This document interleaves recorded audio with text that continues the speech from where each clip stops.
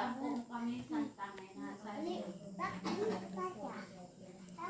orasyon o Santisima Trinidad at tulong ka personas o sa ka Diyos.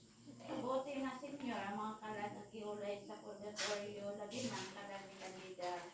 Nga among gituyo sa pag-ampo kay gipanganak nga sa Santa Iglesia ang mga Kristiyanos nga Katoliko. Nga mituog, nilaong ug nahigugma kanimo. Ug tungod sa kaluoy mo, Senyor, pasayloan ang kalat ng gabos o kulang sa Panginoon sa pagpapalagya. Ug tungod sa pagkamatalakon sa maayong buhat ay Diyos namo. Pasayloan kalat ni Candida nga mituyo sa pag-ampo. Iipon, Senyor, sa gingharian sa langit kay ikaw man gayon ang Diyos namo nga mabubuhat sa tanan.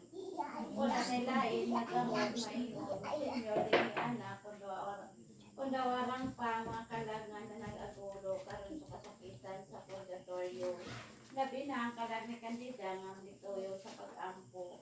Tabangan mo, Senyor, sa iyong kaluoy o pagpahulay sa himaya sa langit. Amen. Mituo ako sa Diyos na lahan, na magkagagamon sa tanan, buwan sa langit at sa iyo ka. O kami kong rekbayan na kabugtong ino nato, ipanampon sa lalang sa Espiritu Santo. Gianak ni Maria, nga Birhen sa sakit sa tubod ni Pilato. Gilansang sa krus na matayo, ilubog, nikumsad sa maminatay sa kasalungan daw na banhaw. Misa ka sa langit at nagalingkod sa to sa Diyos nga mga nagkagulahon sa mga tanan. Di ka dito mo balik siya ang pagkukum sa pagbuhay sa maminatay. Nagatuwa ko sa Espiritu Santo sa Santa Iglesia Katoliko. Sa kambitan sa mga santo sa kapasayloan sa mga sala. Sa pagkabanhaw sa lawat at sa kinabuhi sa lagatapusan. Amen.